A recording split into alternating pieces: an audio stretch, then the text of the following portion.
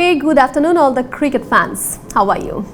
Welcoming everyone to ICC Champions Trophy 2025 pre-match show Xeramix presents Cricket Buzz. And this prestigious tournament has returned after 8-year break. We all are very much excited about it, excitingly waiting for the opening clash between Pakistan and New Zealand at National Stadium in Karachi. My name is Neel Hurizahan and I'm so excited and delighted to welcome you all. And I have with me in the studio none other than former Bangladesh captain of national cricket team, a legendary wicketkeeper batsman and the man who led Bangladesh on the world stage, Khaled Masood Pilot. Welcome, how are you? Thank you, I'm ভালো আছি আলহামদুলিল্লাহ কেমন আছো তুমি খুব ভালো আছি pilot ভাই আপনার সাথে অনেকদিন পরে বসেছি সেটাও ভালো লাগছে অনেকদিন পর ক্রিকেট নিয়ে আমরা কথা বলছি এবং আরো বেশি ভালো লাগার ব্যাপার হচ্ছে কথা বলার যে টপিকটা আজকে সেটি হলো আইসিসি চ্যাম্পিয়ন্স ট্রফি 2025 দীর্ঘ 8 বছর পর আবার এই টুর্নামেন্টটা ব্যাক করলো দারুণ একটা টুর্নামেন্ট যেটা একটা সময় নিয়মিতই হয়েছে তারপর মাঝখানে 8 বছরের বিরতি আপনার কাছে কেমন লাগছে আজকে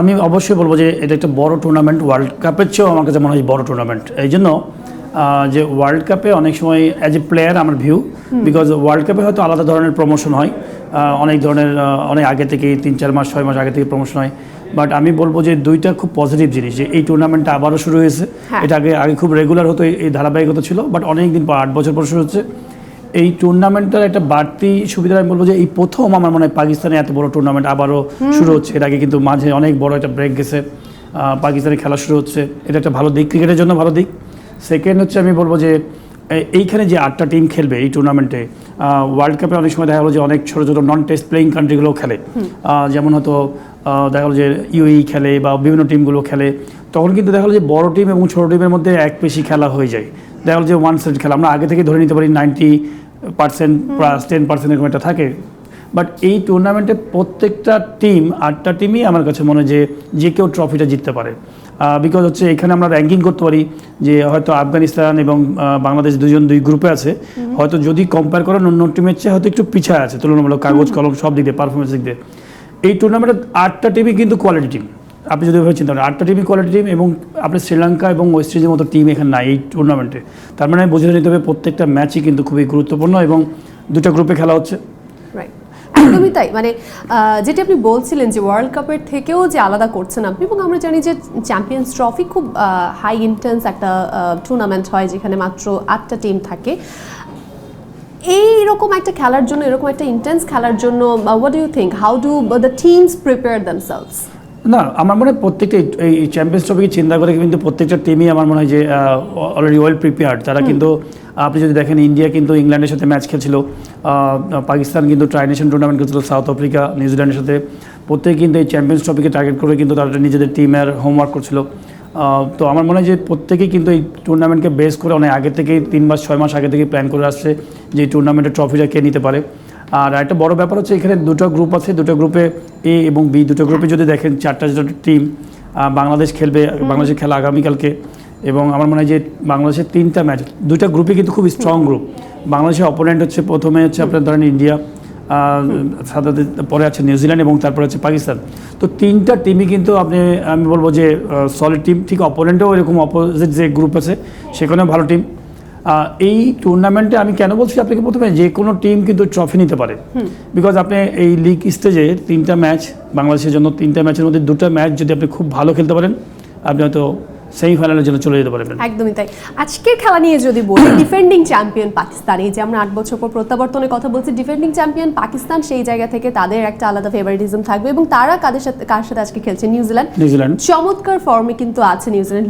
রিসেন্টলি যদি আপনি তাদের খেলাটা দেখেন ইউনাইটেডলি তারা যেভাবে আসলে প্লে করছে সো একই সাথে পাকিস্তান তাদের হোম গ্রাউন্ডে for the first time after a decade তারা খেলছে আইসিসি চ্যাম্পিয়ন্স ট্রফি তো যদি নিউজিল্যান্ড আর পাকিস্তানের লাস্ট কয়েকটা ম্যাচ নিয়েও দেখেন সেই জায়গা থেকে আজকের জায়গায় কাকে বেশি এগিয়ে রাখবেন আমরা লাস্ট 5টা ম্যাচ পাকিস্তান এবং নিউজিল্যান্ডের যদি আমরা দেখি New Zealand won by 5 wickets New Zealand won by 78 runs Pakistan won by 28 runs ডিএলএসএ তাও 4 নম্বরে দেখতে পাচ্ছি New Zealand won by 47 runs and Pakistan won by 1 and 2 runs so 5টা ম্যাচের মধ্যে নিউজিল্যান্ড 3বার জিতেছে পাকিস্তান 2বার জিতেছে কোয়াইট ক্লোজ আমার মনে হয় ফাইনাল ম্যাচে যদি দেখেন তারা 5 উইকেটে জিতেছে নিউজিল্যান্ড লাস্ট যে ট্রাই নেশন টুর্নামেন্ট হয়েছে পাকিস্তানে আমার মনে হয় যে তারা পাকিস্তান সেটা 5 উইকেটে হারছে এবং আমি বলবো যে সেটাও কিন্তু খুব ক্লোজ গেম ছিল। দেখে 5 উইকেট আমরা দেখছি, 5 উইকেট আসছে, কিন্তু ক্লোজ গেম বলতে বলেছি পাকিস্তান ওইখানে দুটো ফিল্ডিং মিস করে।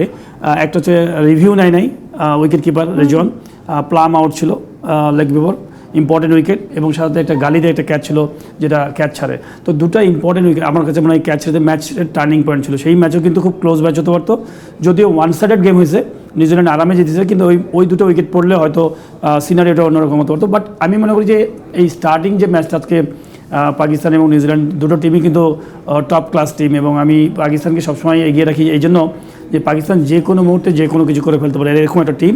আর এটা হচ্ছে নিউজিল্যান্ড হচ্ছে অনেক ব্যালেন্স টিম। নিউজিল্যান্ড হচ্ছে ফিল্ডিং দিয়ে আপনাকে কভার করে দেবে, মানে অনেক লাইক সেরকম স্টার প্লেয়ারের নাম আপনি খুব আলাদা করে অনেক বেশি বলতে পারবেন না, কিন্তু টিম ওয়াইজ যদি আপনি দেখেন New Zealand is always like star, কিন্তু তারা অলরেডি আছে, তাদের স্টার আছে, কিন্তু বেসিক্যালি খুব ডিসিপ্লিন একটা টিম। তারা কিন্তু সবসময় যে কোনো দেশে যখন খেলতে যায় একদম গোছানো টিম। বেশ কিছু তাদের সবচেয়ে বড় প্লাস পয়েন্ট হচ্ছে তাদের ফিল্ডিং। দুটো টিমের মধ্যে যদি আপনি চিন্তা করেন, সুন্দর অলরাউন্ডার আছে দুই টিমেই, বাট নিউজিল্যান্ড টিমের সবচেয়ে বেশি অলরাউন্ডার আছে। এবং নিউজিল্যান্ডের প্লাস পয়েন্ট হচ্ছে নিউজিল্যান্ড এবং পাকিস্তানের ফিল্ডিং পজিশনটা। পাকিস্তান হয়তো দেখা হলো যে অনেক সময় খুব ইম্পর্টেন্ট জায়গায় ক্যাচ ছেড়ে দেয় বা ক্যাচ মিস করে, বা হয়তো ফিল্ডিংয়ে গ্রাউন্ড ফিল্ডিংয়ে কিছু হয়তো এক্সট্রা রান দিয়ে দেয়, নিউজিল্যান্ড সেটা আবার মানে অ্যাড করে। তো এইখানে আমার মনে হয় যে নিউজিল্যান্ড এবং পাকিস্তানের মধ্যে সবচেয়ে বড় গ্যাপটা হচ্ছে ফিল্ডিংয়ের। লাস্ট যে এই দুটো দল মুখোমুখি হয়েছে সেখানে নিউজিল্যান্ড একটু তো এগিয়ে আছে, কিন্তু নিউজিল্যান্ডের আজকে সম্ভবত একটা কনসার্ন হতে পারে ইনজুরি জায়গা থেকে তাদের কয়েকজন কি প্লেয়ারকে মিসিং আমরা হয়তো আজকেও দেখতে পাবো। যেমন লাস্ট আমরা লাকি ফার্গুসন এবং বেন সিয়ার্সকে দেখতে পাইনি, আজকেও খুব সম্ভবত তারা খেলবে না। So what do you think তাদের অ্যাবসেন্স আমার মনে হয় না যে কোনো ধরনের প্রবলেম হবে, because New Zealand team well balance team. এবং আপনি যদি দেখেন যে আমি মনে হয় যে তাদের যে টিমটা আছে এবং প্রত্যেকটা প্লেয়ার অ্যানাপ ম্যাচুর, অনেক প্লেয়িং এক্সপিরিয়েন্স তাদের ভরা।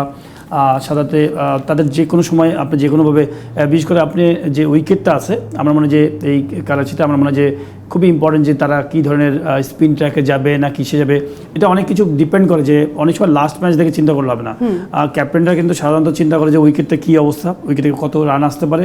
উইকেট দেখলে অনেক সময় সিনিয়র ওটা বোঝা যায় যে এটা কি ফাস্ট বোলারদের উইকেট না স্পিনারদের উইকেট। তো সেই ক্ষেত্রে আমার মনে হয় যে লাস্ট ম্যাচে উইনিং ইয়েতেই যাবে এমন তো না, হয়তো এমন হতে পারে, হয়তো দেখা যায় একটু চেঞ্জ করতে পারে। অনেক সময় দেখা গেলো যে পাকিস্তানে যেহেতু খেলা ট্রেডিশনাল উইকেট হতে পারে, একটু স্লো একটু টার্নিং উইকেট হতে পারে। করাচির এই গ্রাউন্ডে স্পিন কি সহায়তা পাবে? আমার মনে হয় ভালো ফ্ল্যাট ট্র্যাক হয়। এর আগে যে খেলাগুলো দেখেছি আমি সবসময় কিন্তু ফ্ল্যাট ট্র্যাক এবং অনেক বড় রানে খেলা হয়। আমার মনে হয় না যে খুব একটা স্পিন বা কিছু হবে, মানে বড় রানের খেলা হবে।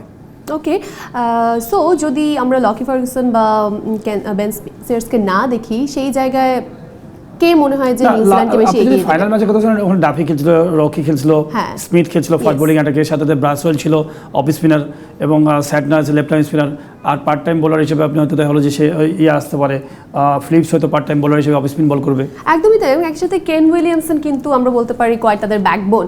সো কেন উইলিয়ামসন যদি একটা লম্বা ইনিংস খেলতে পারে, সেটা কিন্তু নিউজিল্যান্ডকে অনেকটা শক্ত পজিশনে সবসময় 50 ওভারের খেলার জন্য কেন উইলিয়ামসন কিন্তু পারফেক্ট একটা ব্যাটসম্যান। আমার কাছে মনে হয় যে খুবই ধীর গতি দেখে খেলতে পছন্দ করে এবং সময় নেয়, ইনিংস বিল্ড আপ করার চিন্তা করে। আমি মনে করি যে একদম আইডিয়াল একটা প্লেয়ার কেন উইলিয়ামসন, যেন লম্বা সময়ের জন্য লম্বা ইনিংস ক্যারি করতে পারে। ঠিক সেম জিনিসই কিন্তু পাকিস্তান টিমে আছে বাবর আজম।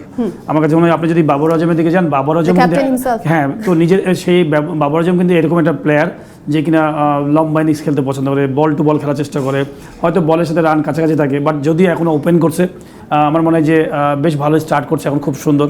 তো সব কিছু মিলে আমার কাছে মনে হয় যে দুটো টিমই হেলদি টিম। আপনি নিউজিল্যান্ড চ্যাম্পিয়ন হয়েছে বা জিতছে মানে এই না যে নিউজিল্যান্ড অনেক এগিয়ে আছে। আমি পাকিস্তানকে কিন্তু একটু আলাদা করে রাখবো। মানে একটা হাড্ডাহাড্ডি লড়াই আপনি ভালো খেলা হবে, খুব হাড্ডাহাড্ডি খেলা হবে। And Babar Azam absolutely without a doubt he is not just a great batter, also their leader, এবং তার আজকে আবার ডিসিশন মেকিংটাও কিন্তু খুব ক্রুশাল হতে পারে। এবং একই সাথে যদি শাহিন আফ্রিদির কথা বলি, ওপেনিং স্পেলে তিনি কিন্তু একটা টোন সেট করে দিতে পারেন। সেই জায়গায় শাহিন আফ্রিদিকেও হয়তো একটু দেখে খেলতে হবে নিউজিল্যান্ডের। ফাস্ট বোলিং এ লাস্ট যেটা আমি দেখছি সেটা হচ্ছে বেশ কিছু ভ্যারিয়েশন আছে। আপনি যদি ফাস্ট বোলিং এ যদি দেখেন শাহিন শাহ আফ্রিদি আছে, তারপর হচ্ছে যে আপনি যদি দেখেন যে আছে নাসিম শাহ আছে, আর ফাহিম আশরাফ খেলবে আজ অলরাউন্ডার, ফাস্ট বোলিং অলরাউন্ডার হিসেবে। তো এই তিনটা হয়তো ফাস্ট বোলারের উপরে যাবে। আবরার আছে, আমার মনে হয় যে লেগ স্পিনার। আমার মনে হয় যে তাদেরও সুন্দর সুন্দর কিন্তু কম্বিনেশন হয়, তাদের ফাস্ট বোলিং অলরাউন্ডার আছে, স্পিনার্স আছে। তো সম্পূর্ণ ডিপেন্ড করবে আসলে পাকিস্তানের উইকেটে আমার কাছে মনে হয় যে কে কত রান করতে পারে। উইকেটটা খুবই ফ্ল্যাট উইকেট হওয়ার সম্ভাবনা আছে, বিকজ আপনি যদি দেখেন যে চ্যাম্পিয়ন্স ট্রফি কিন্তু আইসিসির একটা টুর্নামেন্ট, এখানে চেষ্টাই করবে যে কত ভালো উইকেট যেন থাকে এবং কত বড় রানে খেলা হয়, দর্শক যেন খেলা দেখে মজা পায়। একদম তাই। অন্যদিকে যেহেতু বোলিংয়ের কথাই বলছি, আমরা কিন্তু নিউজিল্যান্ডের ট্রেন্ট বোল্টের কথা কিন্তু চলেই আসে। নিউ বল সুইং তার সেই জায়গায় কিন্তু বেশ আক্রমণাত্মক তিনি সবসময় থাকেন। পাকিস্তানের টপ অর্ডারের জন্য কতটা বিভীষণময় হতে পারেন তিনি?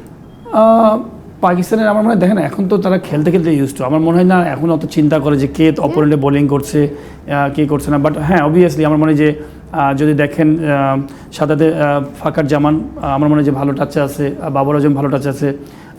ইম্পর্টেন্ট হচ্ছে প্রথম 50 ওভারের খেলায় প্রথম স্টার্টিংটা খুবই ইম্পর্টেন্ট, যে প্রথম নতুন বলটা আপনি সাইনটা নষ্ট করতে পারছেন কিনা। আর এখন কিন্তু খুব অ্যাটাকিং খেলা হয়, আগের মতো যে বল ছাড়াছাড়ি অনেক সুইং হয় তাও তো হয় না। আমার মনে হয় যে খুব পাওয়ার ক্রিকেট খেলতে চাই। বাবর আজম কিন্তু খুব ভালো টাচে, রান বড় করছে না কিন্তু খুব সুন্দর স্টার্ট করছে। তো আমি আশা করি যে ধরেন আমরা একটা ভালো ম্যাচ দেখবো। আই হোপ যে আমরা সুন্দর একটা ম্যাচ দেখবো। দুটো টিমই কিন্তু একদম কোয়ালিটি, মোটামুটি একটা হাই স্কোরিং ম্যাচ এক্সপেক্ট করছেন? আমার তো মনে হয় দুটো টিমই কিন্তু পজিটিভ ক্রিকেট খেলে, দুটো টিম পজিটিভ ক্রিকেট খেলে। বাট যদিও লাস্ট ফাইনাল ম্যাচের কথা দিয়ে আমরা আসি, পাকিস্তান 242 রানে অল আউট হয়ে গেছিল, পরে 5 উইকেটে তারা চেস করে। কিন্তু পাকিস্তানের স্টার্টটা ভালো ছিল, মাঝে কিন্তু কলাপস করার জন্য রান করতে পারে না, এবং স্লো ছিল একটু। তো আমার মনে হয় সেখান থেকে বেরিয়ে হয়তো বড় রানের চিন্তা করবে 300 রান করা যায় কিনা। এবং বড় রান করলে পাকিস্তান কিন্তু বেশ ভালো ভ্যারিয়েশন আছে, লেগ স্পিনারটা ভালো, অফ স্পিনারটাও ভালো। নিউজিল্যান্ডের বোলিং একটু বলছিলাম, অ্যাকচুয়ালি ট্রেন্ট বোল্ট তো আজকে স্কোয়াডে আসলে নেই, সেই জায়গা থেকে জেকব ডাফি, স্মিথ তারাই আসলে হাল ধরবেন এবং দে আর অ্যাবসলিউটলি ইন গুড ফর্ম। সেই সাথে যদি টেক্কা দেওয়ার জায়গায় বলি, পাকিস্তানের ভ্যারিয়েশনের কথা আপনি বলছিলেন, এবং আজকে স্টার্টিংটা ইম্পর্টেন্ট হবে দু দলেরই জন্য। টসে জিতে যে দলে আগে ব্যাটিং করবে সেই চাইবে যে শুরুতেই নিজেদের অবস্থানটা পাকাপাকি করে নেওয়ার জন্য। সো পাকিস্তানের টপ অর্ডার নিয়ে আসলে কি বলবেন, কাদেরকে কীভাবে এগিয়ে রাখবেন? পাকিস্তানের ব্যাটসম্যান টপ অর্ডারে কি? হ্যাঁ না, খুবই সিম্পল। পাকিস্তান তো বেসিক্যালি আপনি যদি দেখেন ব্যাটিংয়ে যারা করে, ফাকার জামান প্রথমে ব্যাটিং করে, বাবর আজম, তারপরে সোয়াব শাকিল, নাম্বার 4-এ আসে রেজওয়ান। তো মোটামুটি একটা মানে মোটামুটি বোঝা যায় সুন্দর ব্যাটিং অর্ডার আছে। ফাইম আশরাফকে তারা ইউজ করছে মাঝে, মানে অ্যাজ এ অলরাউন্ডার হিসেবে। সাথে অফ স্পিনার যদি আপনি দেখেন খুশদিল আছে, তারপরে আপনার আছে আগা আছে। তো সব কিছু মিলে ব্যাটিং অর্ডার খুবই কম্প্যাক্ট এবং খুব পজিটিভ এবং পাওয়ার ক্রিকেট খেলতে পছন্দ করে পাকিস্তান। তবে পাকিস্তানে কিন্তু আরেকটা যেটা বদনাম বা দুর্নাম আছে, সেটি হচ্ছে যে আনপ্রেডিক্টেবল। একদিন হয়তো খুবই কনসিস্টেন্ট খেলছে এবং the next day they are not consistent at all. কি মনে হয় এবারে এটা যে টুর্নামেন্ট আইসিসি চ্যাম্পিয়ন্স ট্রফি 8টা দল, এখানে কিন্তু প্রতিদিনই ইজি ফিক্সচার কিন্তু নেই, প্রতিদিনই আসলে বেস্ট ফর্ম দিয়ে খেলতে হবে প্রতিটি দলকে। লাস্ট চ্যাম্পিয়ন আপনি কিন্তু স্টার্টিং এ বলেছেন লাস্ট চ্যাম্পিয়ন, ডিফেন্ডিং চ্যাম্পিয়ন। হ্যাঁ, তো আমার মনে হয় যে পাকিস্তান এমন একটা টিম, যে কোনো টুর্নামেন্টে পাকিস্তান কিন্তু সবসময় ট্রফি নেওয়ার জন্যই যায়। যে 8টা টিম আছে আমার কাছে মনে হয় দুটো টিম, বাংলাদেশ এবং আফগানিস্তান বাদ বাকি সাউথ আফ্রিকা হয়তো ট্রফি পায় নাই কখনো, কিন্তু সাউথ আফ্রিকা এমন একটা টিম প্রত্যেকটা টুর্নামেন্টে কিন্তু তারা বড় টিম হিসেবেই আসে, হয়তো কিন্তু বাদ বাকি যদি আপনি 5টা টিমের কথা বলেন, 5টা টিমে কিন্তু ট্রফি নেওয়ার অভ্যাস আছে, হ্যাবিট আছে। তো এই টুর্নামেন্টে আসলে কে ট্রফি নেবে বলা কঠিন, বাট পাকিস্তান অলওয়েজ আমি সবসময় আনপ্রেডিক্টেবল বলি, যে যদি তারা ফিল্ডিংটা যদি কোনোভাবে ভালো করে ফেলতে পারে, যে কোনো টিমকে তারা হারাবার মতো অ্যাবিলিটি রাখে। ফিল্ডিং এ তাদেরকে ফোকাস দিতে হবে, সেটাই বেশি প্রবলেম হচ্ছে তাদের ফিল্ডিং। এই যে গ্রুপ এ তে পাকিস্তান, নিউজিল্যান্ড, ইন্ডিয়া এবং বাংলাদেশ, কি মনে হয় যে এই গ্রুপে বাংলাদেশের চান্স আপনি কতটা দেখছেন? দেন আমি সবসময় একটা তো দর্শক চোখে দেখা, একটা খেলোয়াড় চোখে দেখা। দর্শকরা তো সবসময় অনেক বেশি স্বপ্ন দেখবেই, স্বাভাবিক। বাট আমার কাছে মনে হয় যে 8টা টিমের মধ্যে যদি কম্পেয়ার করেন, আমি আফগানিস্তান এবং বাংলাদেশকে যদি র্যাঙ্কিং করেন, এই 8টা টিমের মধ্যে ইন্ডিয়া, অস্ট্রেলিয়া, নিউজিল্যান্ড তাদেরকে আমি 10 মার্ক করবো, 10-এর মধ্যে 10 দেবো। কিন্তু বাংলাদেশ আফগানিস্তানকে 8 রাখবো মার্কিংয়ে। এই জন্য আমি 8 রাখবো, বিকজ বাংলাদেশের বিগত পারফরমেন্স এবং ইন্ডিভিজুয়াল প্লেয়ারের যে মানে আমাদের যে কোয়ালিটি, তাতে আমার কাছে মনে হয় আমি 7 বা 8-এর বেশি দিতে পারবো না, এই 10 দিতে পারবো না। তো এখন ক্রিকেট খেলায় হচ্ছে কি, কখনো কখনো আপনাকে ভাগ্য অনেক ফেভার করে। আপনি ভাগ্য বলতে কি, আপনি সবকিছু মানে সবকিছু মিলে যাচ্ছে। তো বাংলাদেশের এই টুর্নামেন্টে আমি প্রথমে বলি যে এই টুর্নামেন্টে ট্রফি জিততে হলে আপনাকে 4টা ম্যাচ জিতা লাগবে। লিগের 3টা ম্যাচ, তার মধ্যে 2টা ম্যাচ জিতেন, সেমিফাইনাল এবং ফাইনাল, তাহলে আপনি ট্রফি পাবেন।